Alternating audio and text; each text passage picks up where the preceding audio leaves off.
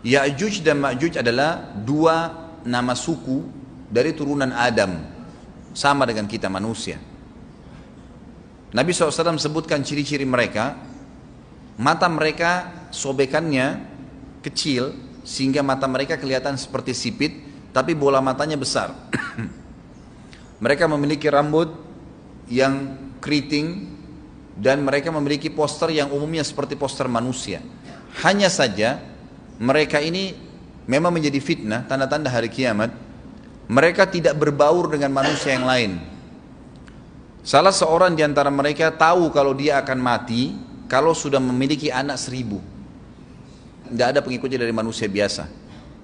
Pada saat saya pelajari tentang Ya'juj Ma'juj ini tingkat 3 kuliah, kurang lebih waktu itu tahun 96-97, dosen saya membuka kitabnya membahas masalahnya. Saya sempat tanya sendiri, saya bilang, Syekh, jumlahnya Ya'juj Ma'juj itu berapa banyak?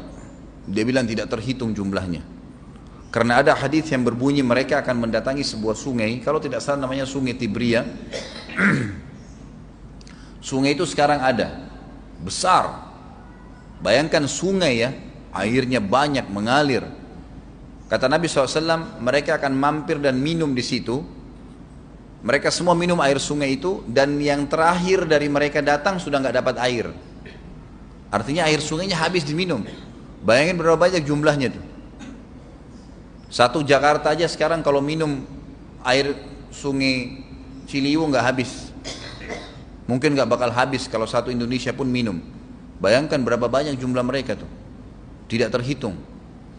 Nanti kan kita bacakan ayat-ayatnya tentunya. Banyak sekali ayat berhubungan dengan masalah itu.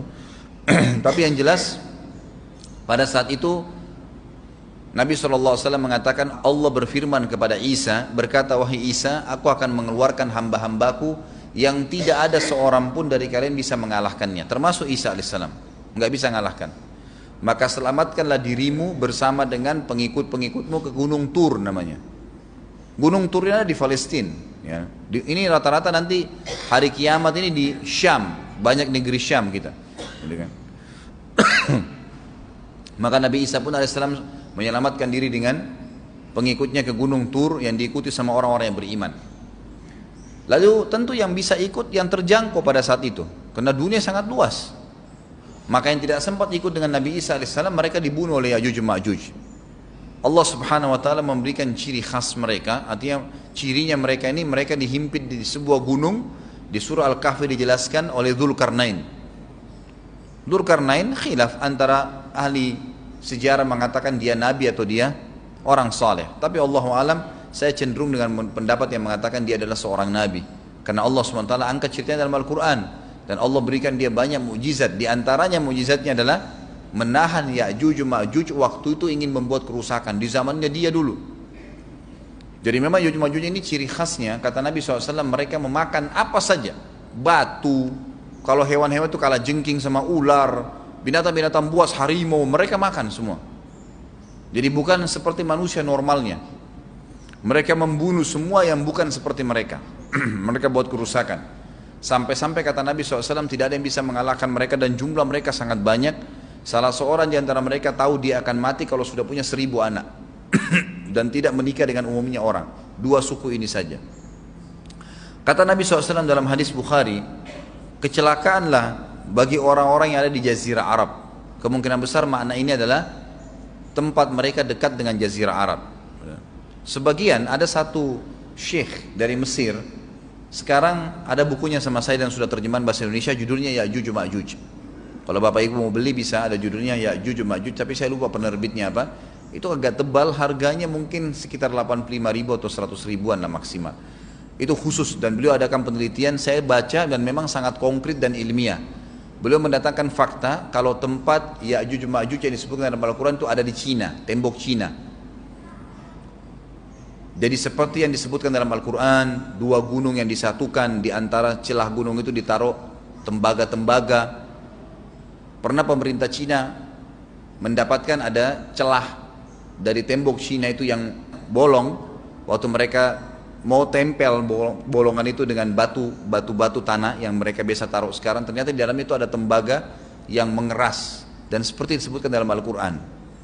di mana ya Zulkarnain mempertemukan antara besi-besi yang ditumpuk lalu dipanasi, dibakar sehingga menjadi meleleh, kemudian disirami lagi dengan timah yang meleleh juga dan dibiarkan kering sehingga menjadi tembok besi.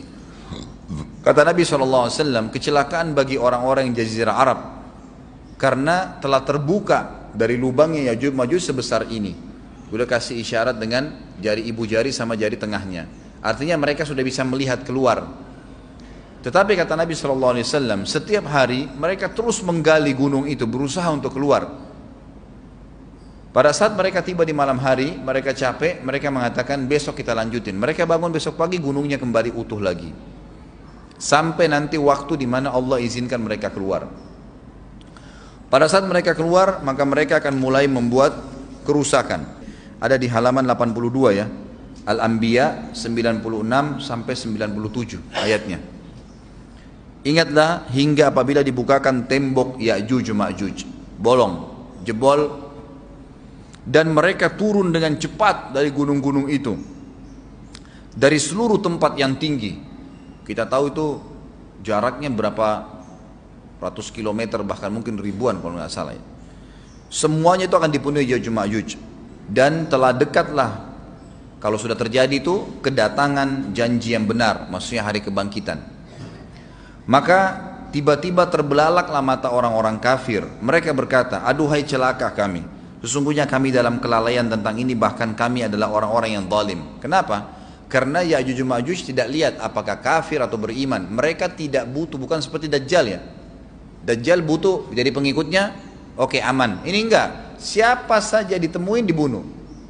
Dia enggak pandang, enggak mau tanya kamu dari suku mana, kamu agama apa, tidak dipandang. Orang-orang muslim pada saat itu, orang-orang muslim pada saat itu yang ikut dengan Nabi Isa AS berhasil selamat. Walaupun pada saat itu di muka bumi umumnya orang sudah beriman. Yang dimaksud di sini orang-orang kafir adalah adanya orang-orang yang masuk Islam karena terpaksa, karena mereka tidak terlalu faham pada saat itu, lalu mereka menganggap remeh informasi dari Nabi Isa AS. Maka mereka terbelalak matanya karena dibunuh oleh Ya'juj Ma'juj. Kata Nabi SAW di dalam hadis sahih riwayat Imam Bukhari, bahwasanya Ya'juj Ma'juj akan membunuh siapapun yang mereka temui. Bahkan pada saat mereka sudah merasa menguasai bumi, mereka melepaskan anak-anak panah mereka ke langit.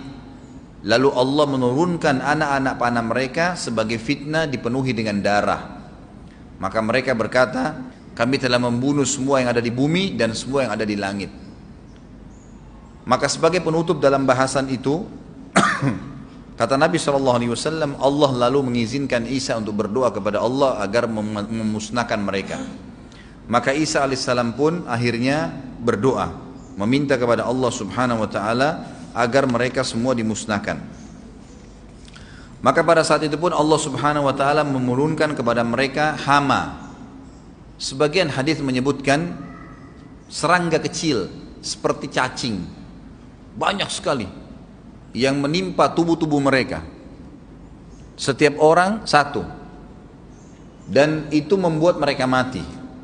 Membuat mereka mati, dan mereka mati seketika semuanya. Jadi secara bersamaan semuanya meninggal. Allahu a'lam waktu itu berapa ratus juta jumlah orang Ya'juj Ma'juj pada saat itu, tapi semuanya akan mati. Dan seluruh muka bumi dipenuhi dengan jasad mereka. Setelah itu Nabi Isa AS pun berdoa kepada Allah Subhanahu Wa Taala agar menghilangkan jasad-jasad mereka yang baunya sudah luar biasa waktu saat itu disebutkan dalam hadis. Maka Allah Subhanahu Wa Taala mengabulkan dan mengutus dari arah barat burung-burung yang lehernya panjang dan pelatuk mulutnya besar, yang memegang setiap jasad Ya'juj diambil, diangkat, setiap orang satu burung. Bayangkan berapa banyak miliaran burung pada saat itu. Kita nggak tahu bagaimana, Allahu a'lam, tapi ini wahyu, penyampaian informasi yang pasti. Diambil, kemudian jasad-jasad mereka dilempar ke lautan. Lalu Allah Subhanahu wa taala turunkan hujan. Pada saat turun hujan, maka hujan tersebut membersihkan semua bekas-bekas mereka, kotoran mereka, darahnya segala bersih. Maka bumi kembali subur lagi. Tapi tidak disebutkan berhubungan dengan masalah ini berapa lamakah kejadian tersebut terjadi. Kemudian setelah itu Isa AS memimpin lagi di muka bumi sampai beliau meninggal. Setelah Isa AS meninggal, kembali lagi sebagian besar manusia berbuat kekufuran. Kembali manusia berbuat kekufuran. Mereka kembali lalai, nggak ada lagi pemimpinnya karena terlalu banyak orang pada saat itu, maka ada yang kufur lagi.